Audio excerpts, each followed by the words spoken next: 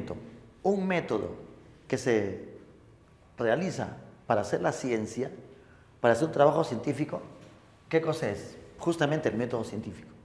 El método científico no sale de un momento a otro. El método científico se fue ensayando hace muchos años, siglos, siglos. Incluso con Hume, ¿se acuerdan? El empirista. Hume decía que todo debe ser experimental. O sea, si no se demuestra experimentalmente, no hay una evidencia para hacer algo. Entonces, eso de la experimentación, los empiristas, ¿no?, hacen una práctica y demostraron mediante práctica algo que se podía de repente realizar o no. En el año 1620, Francis Bacon, un estudioso francés, en un libro llamado Novus Organum, él ordena el método científico. Él no fue el creador del método científico. Bacon ordena para hacer una especie de pasos que nos permitan hacer el trabajo de investigación. En la actualidad se hacía. Puedes estudiar ciencias ahora, estudiar en realidad. Necesita este método. Como todo el mundo va a tener que hacer un trabajo de investigación, tienen que conocer. Y en la universidad van a llevar cursos, ¿no?, de metodología de investigación, te van a enseñar los métodos que vas a necesitar, los pasos. Sin embargo, en las universidades, para tu examen de admisión, te van a preguntar los pasos que nosotros vamos a considerar, ¿sí? Los pasos básicos de la investigación, que van a ser la observación, la hipótesis, experimentación, con el análisis de los resultados y finalmente la conclusión. Ya en los trabajos de investigación que son grandes, se consideran mucho más, digamos, subdivisiones, pero esos son los pasos fundamentales. Observen, chicos. Pero ¿qué decía Bacon? ¿No? O sea, algo que era importante, que la ciencia tiene que ser objetiva, lo que te decía, ¿no? Que la ciencia tiene que ser exacta, que no debe considerar ni opiniones, ni lo que dice la gente, ni lo que dice el pueblo, ni lo que dicen los padres, ni lo que dice ninguna creencia. O sea, la ciencia no involucra ni tu emoción, ni tus sentimientos, ni tu creencia. Es un estudio. Tú puedes tener tu creencia, normal, eso no tiene nada que ver, pero no se puede, ¿qué cosa?, mezclar. Una cosa es la creencia, los dogmas, la fe, y otra cosa es el estudio científico concreto. ¿Sí? No tiene que mezclarse, ni una con la otra, ni una con la otra. Cuando la gente discute con religión, terminan peleando. Pues. Y si alguien no conoce de ciencias y quiere hablar de ciencias, también va a terminar con su mente un poco nublada. Por eso, para hacer ciencias, para hacer un trabajo científico, se necesita mucha preparación. Se necesita mucho estudio, hacer trabajos de investigación.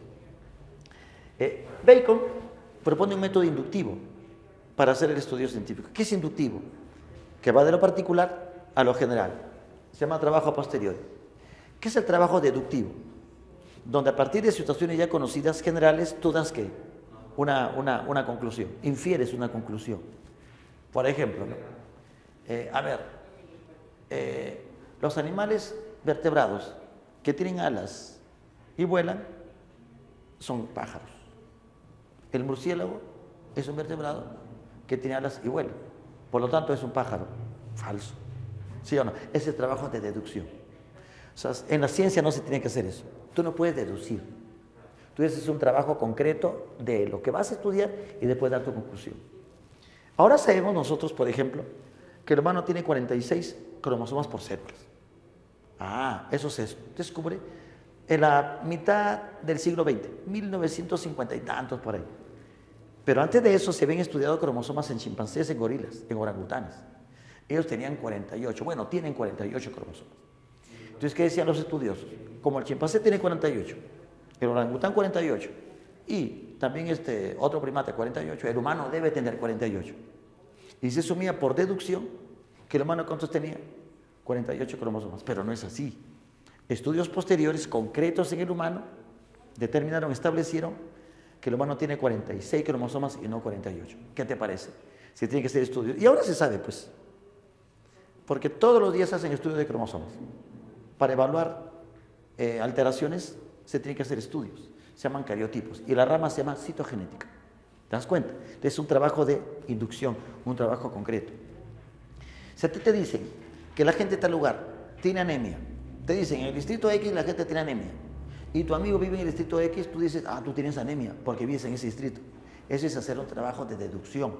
En la ciencia tú no puedes deducir.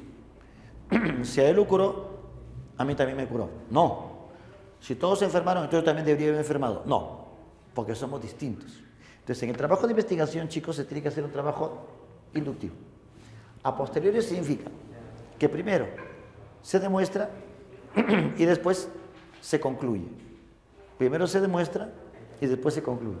Es el trabajo de investigación de Bacon, como te digo. Ese trabajo. Y vamos a considerar los pasos en el método científico. Entonces, si te preguntan entonces, ¿qué es el método científico? Un conjunto de pasos ordenados que nos permiten realizar un trabajo de investigación científica. Ese es el trabajo de investigación científica. A ver, ¿cuáles son los pasos?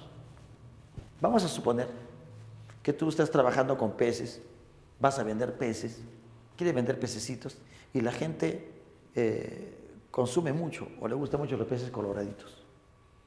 Tú también has ido al lugar donde crecen esos peces, en una laguna, en un lago, no sé. Y tú te das cuenta, por ejemplo, que los pececitos comen algas rojas. Y tú dices, bueno, los peces son rojos porque comen algas rojas. Pero eso es lo que tú estás observando. En la observación se hace eso. En la observación se va a determinar el trabajo que tú vas a realizar. Pero, oye, pero de repente no, porque yo he visto que son rojos. Y comen algas rojas, por lo tanto son rojos. Claro, esa es una situación que se puede observar, pero tú no puedes deducir. Demuestra, pues, que el color rojo produce algas rojas. No sé, ¿no? No porque alguien toma leche se va a poner bien blanco, ¿no? ¿Viste? O sea, puede ser que sí, puede ser que no. Ahora tenemos que hacer un trabajo de investigación. Entonces vamos a hacer una situación acá de trabajo sencillito, para que se pueda comprender este asunto. La observación, primero que necesita antecedentes, como te dije, conocimientos. Si estudias ingeniería pesquera, ingeniería acuícola, bueno, pues un ingeniero de sistema no va a hacer ese estudio, pues. Un médico no va a hacer un estudio sobre ingeniería. Por eso se necesita conocimientos previos para hacer trabajo. La observación, que es el primer paso, debe ser exacta. Debe ser exacta, debe ser minuciosa, debe ser exhaustiva. Todo tiene que ser anotado. La investigación tiene que ser registrada. ¿Cómo se registra? Mediante fotografías, mediante videos, mediante audios. Todos tiene que filmar incluso. Charles Darwin, cuando hizo su trabajo en las Islas Galápagos sobre los pinzones, no tenía pues su cámara, pues como tú tienes ahora, no tenía su celular. ¿Qué hacía? Dibujaba. ¿Qué hacían los antiguos estudiosos? Dibujaban. Todo lo que veían, dibujaban. Roberto Hooke, ¿cómo se sabe que descubrió las células? Porque dejó sus dibujos. En un ensayo que él hizo llamado micrografía. Ahí están sus dibujos, hechos a mano. Hermosos dibujos. Esta era la evidencia, esta era la anotación, ese era el registro. Cuando que el médico te pregunta algo, va anotando, ya sea en la computadora, ya sea a mano. Va llenando la historia clínica, porque esa es la observación. El registro tiene que ser exacto. En la observación, tú no debes involucrar tu creencia, ni tu sentimiento, ni tu opinión. La opinión no vale. Lo que puedes dar es una hipótesis, pero no una opinión. Si tú, por ejemplo, vas a estudiar arañas y le tienes temor a las arañas y dices, las arañas son agresivas, ¿qué estás involucrando? Lo que tú sientes. Y en la investigación no se utiliza eso. Ya te dije, ni emoción, ni creencia, ni opinión, ni lo que tu corazón te dice. En la ciencia se utiliza solamente el pensamiento con el cerebro y no por una corazonada. Acá no se utilizan corazonadas.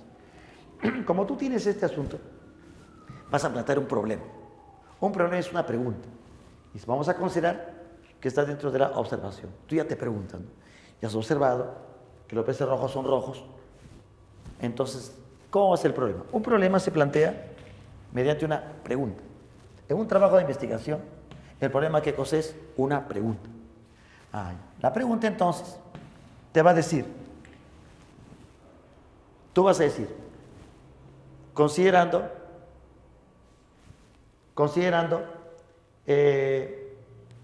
estas dos variables. Mira, algas rojas, peces rojos. Las algas rojas producen peces rojos.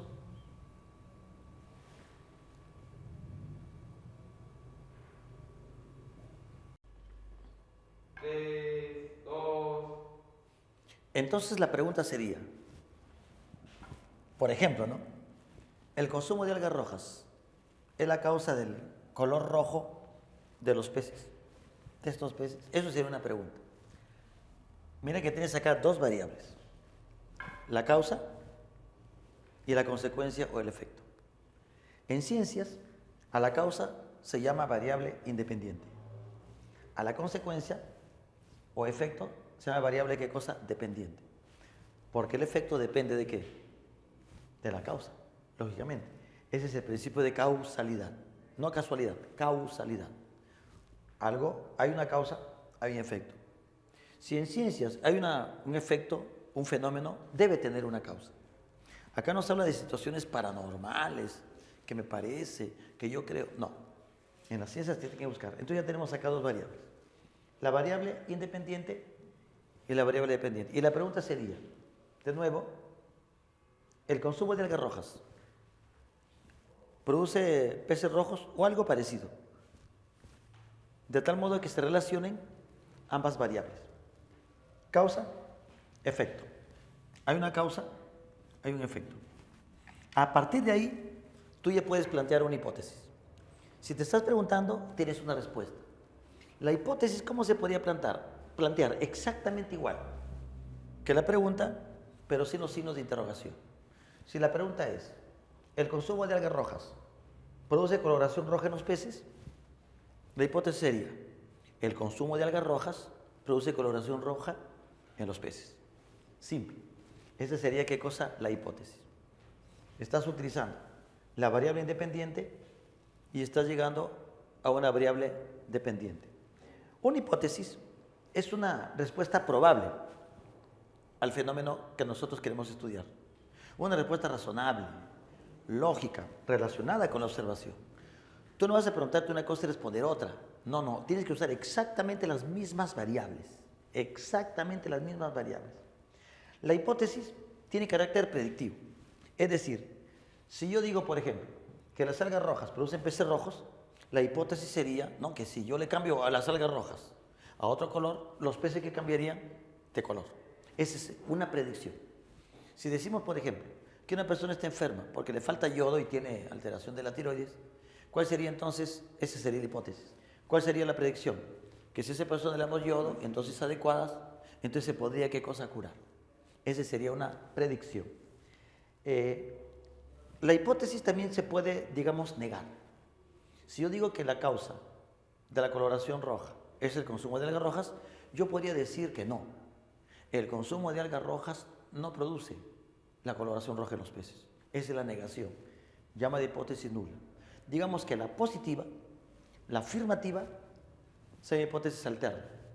La nula sería la negación de la hipótesis alterna. También le dicen que es falsable, ¿no? La hipótesis tiene carácter falsable. O sea, así como se puede afirmar, así también qué cosa se podría negar. Esa es la hipótesis.